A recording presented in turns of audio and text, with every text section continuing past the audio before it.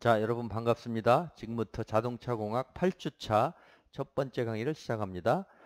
강의 전에 중간고사 안내를 드릴게요. 중간고사는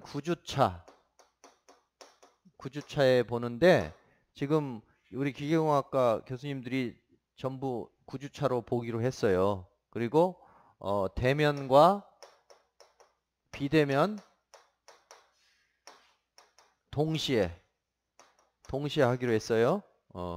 그래서 확정된 거는 여러분들이 이 강의를 들으실 때쯤이 되면 확정된 내용이 공지될 거예요. 그래서 어, 직접 올 사람들은 여기서 철저하게 그 거리두기를 하면서 시험을 보고 불가피하게 집에서 봐야 되겠다 하면 또 지난번에 한 것처럼 줌을 이용해서 그렇게 보도록 할게요. 아시겠죠? 그 다음에 시험 범위 이게 또 중요하니까 범위는 교과서는 다, 다 가지고 있다고 할 수밖에 없지. 이건 교과서 3장까지, 교과서 1장에서부터 3장까지. 근데 이 교과서는 여기에 무슨 이론이 있다거나, 그런 내용이 별로 없으니까 그냥 한번 쭉 읽어보시고 밑줄 잘 그어 보시면 뭐에 대해서 설명하라. 그러면 이걸 보고 그냥 작성하면 돼요. 근데 이제 뭘 설명하라 하는데 시간이 한정돼 있기 때문에 그제서야 이 책을 보면서 정리하면은 시간이 없죠. 그러니까 이 3장까지를 간략하게 노트 정리를 해두는 게 좋아요. 노트 정리를 요약해서 어?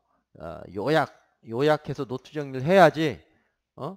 전기차의 몇 가지 종류에 대해서 비교 설명하시오.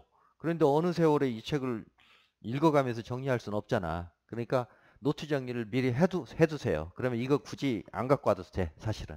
예? 그러나 책은 오픈북과 오픈노트로 할 테니까 가능하면 여러분들이 노트에다가 잘 정리해 가지고 오면 굳이 책 안 볼 수 있도록 그렇게 하시고, 그래서 이 1장에서 3장은 현황, 그 다음에 그 전기차의 분류, 전기차와 수소차가 어떤 핵심 원리를 가지고 있다 하는 것들을 간략하게 설명하고 있고, 현재 그 개발 방향 이런 것들이 요약이 돼 있으니까 그걸 더 짧게 요약을 해서 노트에 정리해 두시면 되고, 사실 메인은 전기전자였잖아요. 우리가 이제 모터, 전기차에서 중요한 게 모터와 배터리라고 해야 되나? 배터리, 그 다음에 연료전지, 이 3대 이 전기 기기를 알면 이제 전기차와 수소차는 사실 거의 아는 거예요. 그래서 그 위주로 하다 보니까 이제 모터와 이제 배터리, 연료전지인데 연료전지는 이제 기말고사 때 시험 범위가 들어갈 거고, 모터까지 하는 거예요. 모터까지. 근데 배터리가 사실은 콘덴서하고 사실상 개념적으로 같기 때문에 콘덴서를 내가 여기서 강의를 했어요. 또 오늘 또 좀 해줄 거야. 그러니까 배터리는 아니어도 콘덴서까지는 이해를 해야 돼. 배터리하고 콘덴서 어떤 차이가 있는지 알아요? 배터리와 콘덴서 유사하잖아. 그 안에 어쨌든 전하가 저장돼 있는 거잖아. 그쵸? 어? 배터리와 거의 유사해요. 근데 배터리는 이제 큰 물통으로 비유하면 배터리는 큰 물통, 콘덴서는 작은 물통. 어떤 회로에 있는데 큰 물통에 물을 넣고 쭉 어떤 이제 그 유로를 따라가면서 물을 쭉 흘려보낼 때 중간에 작은 물통들을 이렇게 하나씩 더 둔 거야. 물의 흐름을 원활하게 하기 위해서. 얘는 이제 여기에 이 수위가 항상 유지되도록 계속 전기를 공급하지. 물을 공급하지. 해서 여기는 이제 항상 일정한 볼티지가 되도록 만든 것이 배터리라면, 이제 여기는 콘덴서는 이제 작은 용량, 여기 여러 가지 회로들이 막 있기 때문에 어? 어, 이게 여기서 딱 기동을 해도 여기 끝까지 한 번에 쫙 가기가 어려울 수가 있어요. 그 중간에 여러 가지 그 소자들이 있으니까 중간중간에 적절하게 콘덴서를 달아서 이 전하가 바로 시적절하게 잘 갈 수 있도록 하는 거예요. 개념적으로 설명하면. 그래서 원리적으로는 뭐 큰 차이가 없어요. 근데 어쨌든 범위는 모터까지 하고, 근데 지금 교류 이론에서 어차피 그 인덕터와 콘덴서를 내가 설명했잖아. 그리고 오늘 좀 더 할 거고. 그래서 인덕터, 콘덴서. 여기 주요 키워드로 설명하면 뭐야? 이제 모터, 세 번째 강의쯤에 모터를 다시 한번 요약을 할 텐데, 모터는 DC 모터와 AC 모터가 있어요. 그래서 DC 모터도 브러쉬가 없는 거, 브러쉬가 있는 거, 브러쉬가 있는 거, 브러쉬가 없는 거. AC 모터도 뭐였지? 유도 모터와 동기 모터. 요 네 가지는 여러분들이 꼭 알고 계셔야 돼요. 그 원리와 간단한 그림 내가 초반에 해줬지. 시간이 되면 이따가 3강쯤에 다시 한번 할 거야. 이걸 하기 위해서 지금 그동안 이렇게 달려온 거예요. 그리고 저기 전기전자를 다 끝내면 모터뿐 아니라 배터리, 뭐 연료전지 다 이해할 수 있기 때문에, 그래서 한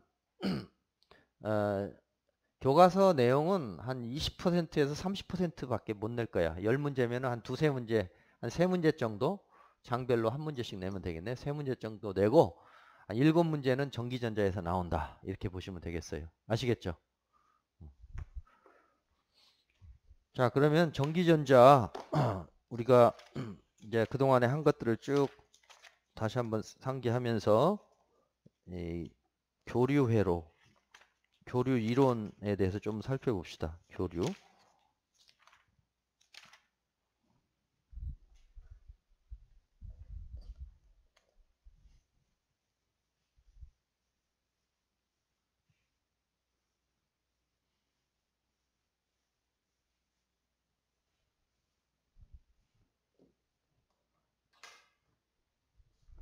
그래서 교류를 보면은 어떻게 전기를 만들지?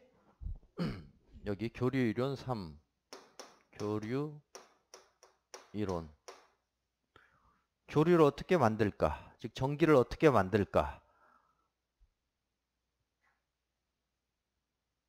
전자기 유도 현상을 이용해서 만들었죠. 즉 발전기 원리인데, 발전기를 통해서 전기를 생산했잖아요. 발전기의 원리가 뭐죠? 발전기의 원리? 자, 모터와 발전기가 서로 이제 서로 비교가 되는 거잖아요. 발전기는 예를 들어서 이쪽에 N극을 우측에다 써볼까? N극, S극에 자석이 있을 때 이렇게 두면은 N극에서 S 방향으로 자기장이 이렇게 형성이 되죠. 자기장이 형성이 돼. 그러면 요 사이에 이제 발전해야 되니까 도선이 하나 필요해. 전기를 꺼낼 수 있는 도선을 하나 이렇게 이 자속에 수직 방향으로 이렇게 도선을 하나 설치해요. 이렇게 도선을 설치해서 도선을 움직여. 도선을 움직여야 돼. 그래야 전기가 나와. 전기를 넣어주면 움직이지. 그러니까 반대로 하면 전기를 넣어주면 움직이는 게 모터야. 이걸 움직이면 전기가 나오는 게 발전기고. 이해됐어요? 그래서 이걸 위로 한번 들어봐. 어떻게 되나? 한번 들어봐요. 이 도선을 이 전류가 흐르도록 이제 준비를 딱 하고 있어. 받을 수 있도록. 그래 놓고 이걸 수직으로 쭉 들어 올렸어요. 속도 V를 가지고 들어 올렸어. 예를 들어 속도니까 이걸 X라고 그러면, 이걸 X 방향이라고 그러면, X 하니까 좀 이상하네. Y 방향으로 할까? Y 방향이라고 하면 Y 델타 T분의 델타 Y가 되겠지. 속도는 이런 속도를 가지고 1초에 1m를 딱 들어 올렸다. 그러면 그 순간 전기가 발생해서 전류가 흐르는 거지. 그 순간 기전력이 발생해요. 그러니까 전류가 흐르려면 볼티지가 생겨야 되지. 예? 전류가 흐르려면 압력이 생겨야지 물이 흐르듯이 뭔가 흐르게 하려면 원래 여기에 전하가 있었어요. 없던 것이 생긴 게 아니고 여기 가만히 있었는데 이걸 들어 올리는 순간에 기전력이 생겨요. 전기를 발생시키는 힘이 생겨. 즉 볼티지가 생겨. 그래서 이제 흐르는 거야. 아시겠어요? 그러면 이게 어느 방향으로 전류가 흐르는지는 어떤 법칙으로 한다고 그랬지? 발전기는 오른손 법칙. 플레밍의 오른손 법칙. 예? 여기서 유도 기전력이 생기는 유도 기전력의 유도 전류의 방향은 어떻게 결정한다고요? 플레밍의 오른손 법칙이야. 오른손. 발전기는 오른손, 모터는 왼손. 그래서 여기다가 이제 두 가지 방식으로 암기를 하는데 우리 전기과 교수님께 여쭤보니까 오른손 법칙은 세자니까 발전기, 왼손 법칙은 두자니까 모터, 이렇게 말씀하시기도 하고, 또 어떤 교과서에 보면은 우발 좌전, 이렇게, 여기는 전은 전동기지, 전동기 모터, 이렇게 우발 좌전으로 암기해도 되고 오른손 발전기 왼손 모터 이렇게 암기를 해도 된대요. 그래서 하나 선택해서 오른손 발전기 왼손 모터 이렇게, 그 대신 이제 발전기 대신 모터라는 말을 두 자짜리를 쓰는 거지. 아시겠어요? 이렇게 해서 오른손 법칙을 쓰면, 이거 지금 다 이해하죠 여러분? 네? 오른손 법칙을 쓰면 이게 뭐야? 손이 이렇게 있고 전자 힘, 전류의 방향, 자기장의 방향, 힘의 방향 그림으로 그리면 요게 나오는 거 이렇게 손가락에 두 개, 엄지손가락. 그쵸? 이해됐지? 이렇게. 그래서 여기가 전류의 방향 또는 전기의 방향, 자기장의 방향, 여기에 힘의 방향 또는 운동 방향. 이렇게 해서 전류를 얻고 싶으면 자기장을 만들어 놓고 운동을 시키면 되는 거야. 그래서 이렇게 오른손 법칙으로 자기장을 형성한 상태에서, 그래 전자 힘이니까 자기장이 N극에서 S방향으로 하고, 힘을 우측으로 들어 올렸다. 그럼 전기가 이쪽 방향으로 나온다 이거야. 전류가 이렇게 흘러요. 그럼 이쪽 방향으로 전류가 흐른다. 전류. 이해됐죠? 어? 그 왜 이쪽 방향으로 흐르느냐, 원리는 그거였지. 원리는 이제 이건 플레밍은 공부 선생님이었기 때문에 이렇게 공식으로 알려줬지만, 실제로 원리를 설명하라 그러면 여기 전류가 이렇게 흐르면 주변에 뭐가 생긴다고? 자기장이 생기잖아. 에? 전선에 전기가 흐르면 자기장이 형성된다고 그랬어요. 이제는 전기와 자기는 항상 동시에 생겨요. 옛날엔 그게 별개인 줄 알았는데 알고 보니까 동시에 생기는 거야. 전류가 흐르는 순간 이쪽 방향으로 이렇게 앙페르의 오른나사 법칙, 그동안 배웠던 걸 여기 다 써먹는 거야. 앙페르의 오른나사 법칙에 의해서 이게 전류가 이렇게 흐르면 감싸지는 방향으로 자기장이 흘러요. 자기장이 생겨요. 이렇게 자기장이 이렇게 생기는 거야. 이해됐죠?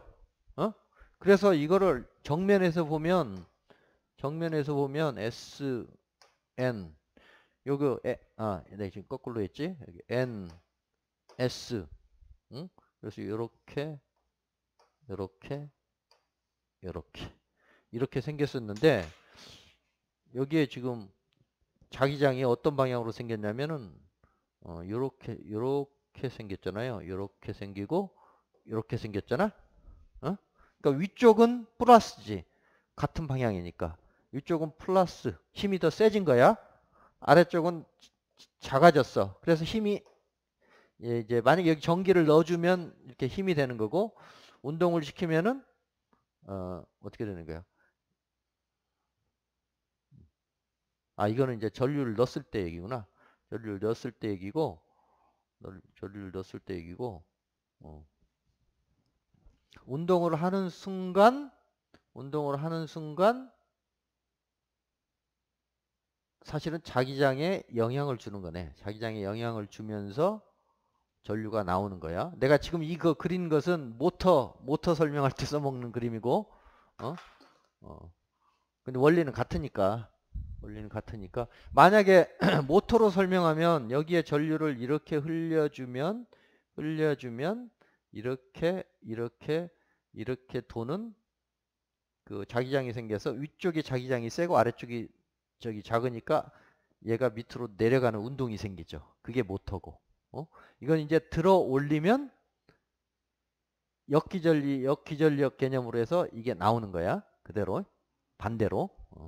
그래서 이때 이제 발전기의 원리를 할 수 있었고요.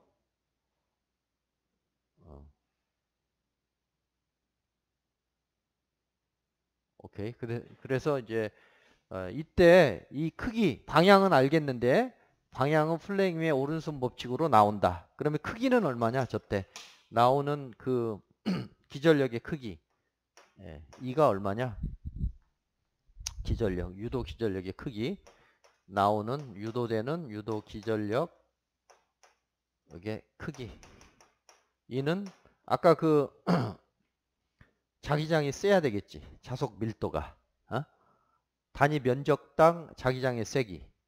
자속 밀도라고 했죠. 자속 밀도. 자석을 센 걸 써야 돼. 자속 밀도가 큰 거. 자속 밀도 B는 자속 나누기 면적이잖아. 단위 면적당 자석이 써야 되겠지. 단위로 하면 뭐야? 이게 자속은 이건 자속 밀도고 얘는 자속이고 자속은 웨버라고 그랬어. 웨버.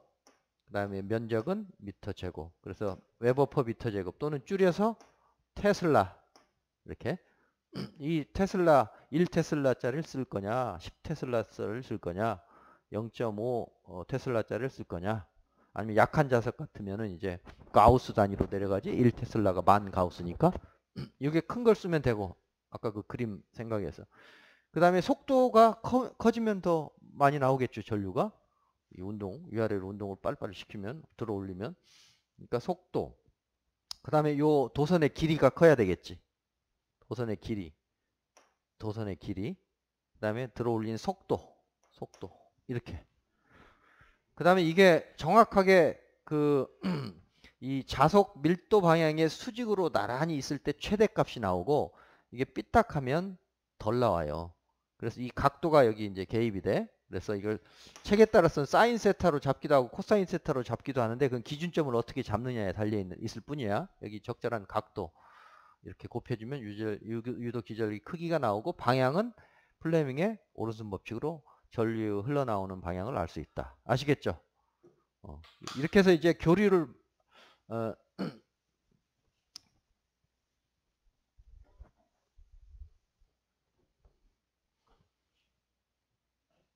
그래서 이제 교류를 만들었다고 치고 교류를 만들면은 어떻게 돼? 교류가 발생하면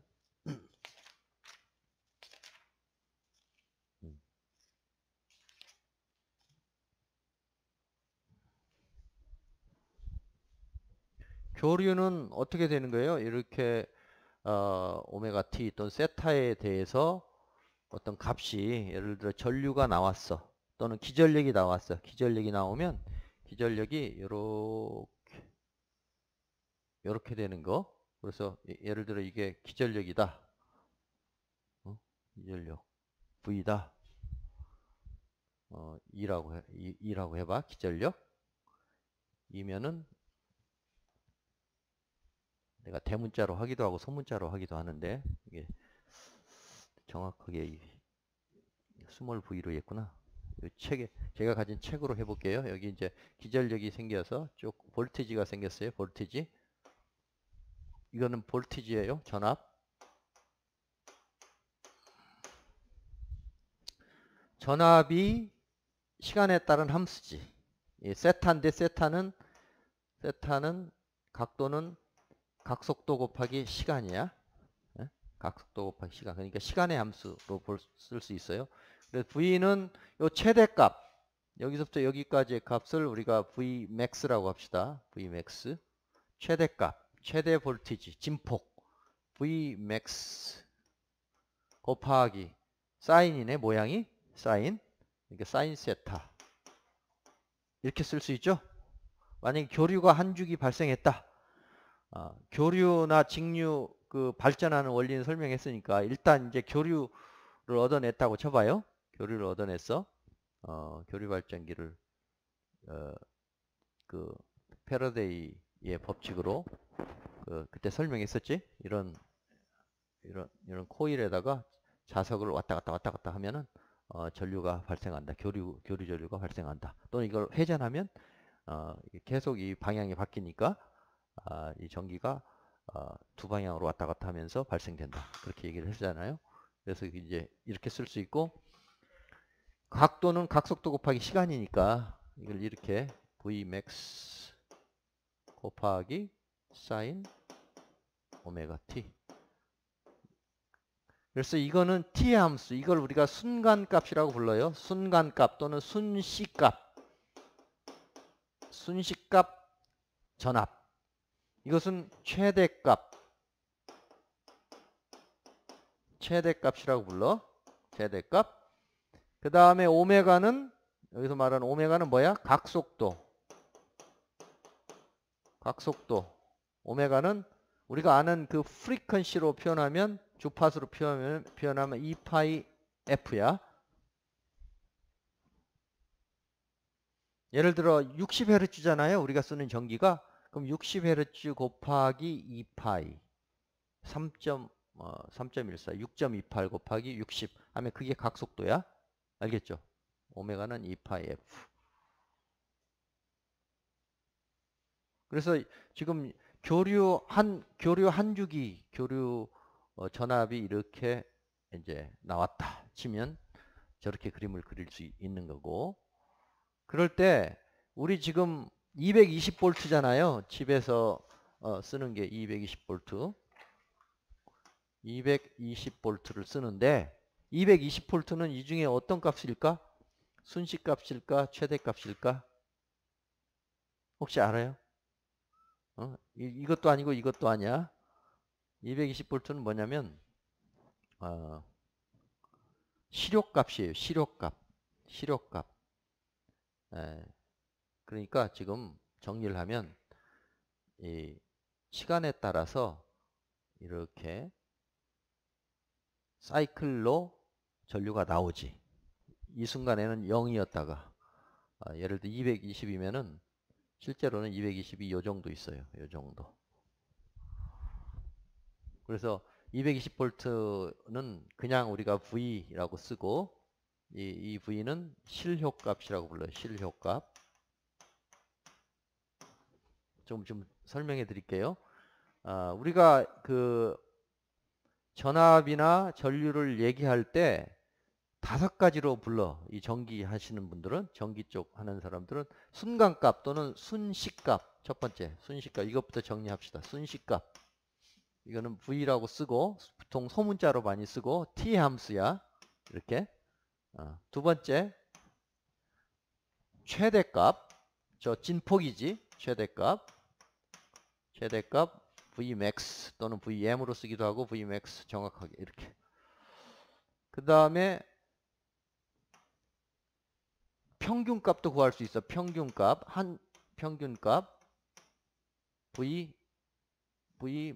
Vmin, V 에버리지로 합시다. 안 헷갈리게. V 에버리지 평균값. 평균값은 어떻게 구하면 될까? 여기서부터 여기까지 이렇게 적분하면 되겠지. 이걸 다 적분해서 평균을 내면은 평균값이 나와요. 이 평균값 V 에버리지. 사인 여기까지 평균 내면 0이 되니까 안 되겠고, 반주기 세타로 하면은 얼마야? 여기 2파이니까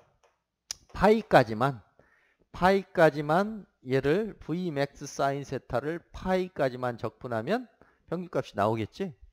그래서 평균값이 얼마 나오냐면 V 에버리지는 해보면 요 최대값보다는 작겠죠. 최대값에 0.63%, 0.637이 나와요. 숫자를 좀 기억해 두면 좋아요. 0.637. 637 좀 보자. 63.7% 최대값에.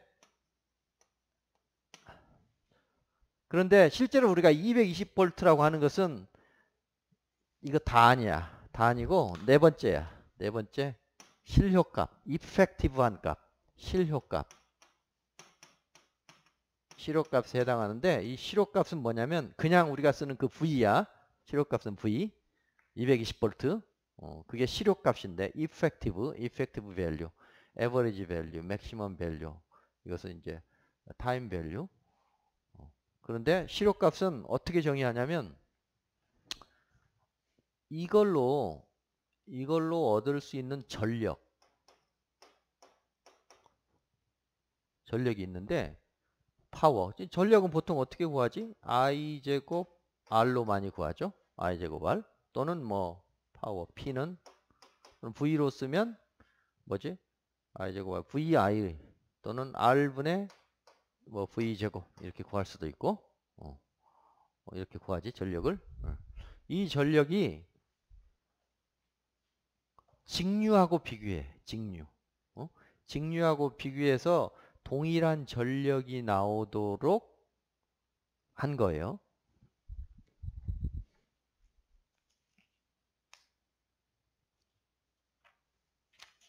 이것까지 다 설명하면 너무 시간이 많이 걸리는데 직류. 그러니까 직류와 교류를 동등하게 했을 때 해당하는 어떤 값. 이건데 이걸 어떻게 더 쉽게 설명할까? 자, 직류에서는 파워가 이거잖아. 이 식이잖아요. 직류에서는 i제곱 r. 이게 저항 R에 전류 I가 흐를 때 그때 이제 주울열에 해당하기도 하고, 만약에 저항체라면 이게 평균 전력인데 이거를 교류일 때는 저 I가 이제 스몰 i로 써요. 교류일 때는 스몰 i로 쓰고, 이것은 I max의 또 뭐 사인 세타 뭐 이런 식으로 쓰니까 여기 I 제곱 r은 스몰 I 제곱 r을 시간에 대해서 이렇게 적분하고 0에서 t까지 적분하고 t분의 1로 이렇게. 이 공식 몰라도 그냥 지금은 그 전기전자를 그 온전히 풀로 배우는 건 아니니까 이 개념만, 직류와 요 교류로 구성된 이 전력이 동등하도록, 직류로 계산한 전류와 해당하는 교류로 계산한 전류가 같아지도록 V를 구하면 그게 이제 실효값인 거예요. 그러면 얘는 얼마가 나오냐면 실효값은 그냥 V는 맥시멈 밸류에 Vmax에 루트 2분의 1. 그래서 0.707이에요. 0.707. 이렇게. 그러니까 우리가 쓰는 그 전류 또는 전압 220V라는 것은 맥시멈 밸류로 환산하면 Vmax는 루트 2를 곱해야 되겠지. 그러니까 이제 이거는 루트 2 곱하기 실효값이 220V, 220. 이렇게 되면 얼마야? 1.414. 계산해봐요. 300 내가 적어놨는데 300 한번 계산해봐. 얼마인가? 1.414 곱하기 220. 1.414 곱하기 220 하면 311V가 나오네. 311. 그래서 이게 311이 나와요. 그 무슨 뜻이냐면 우리가 쓰는 지금 220V 요 맥시멈 값이 311V야. 그리고 실효값이 V 에버리지는 0.637 곱하기 311이 되는 거고, 실효값은 그것보다 좀 커요. 그 위에 V 이펙티브 또는 그냥 V는 0.707 곱하기 맥시멈 311 하면 이게 220V야. 아시겠어요? 그래서 맥시멈 311V의 파장을 갖는 요거를 이제 평균값도 구할 수 있고 실효값도 구할 수 있는데 우리가 보통 말하는 건 실효값이다. 실효값이고 그거는 평균값의 루트 2분의 1, 0.707이다. 이렇게 이해를 하시면 되겠어요. 아시겠죠? 그럼 조금 쉬었다가 두 번째 강의 시간에 계속 하겠습니다. 수고했습니다.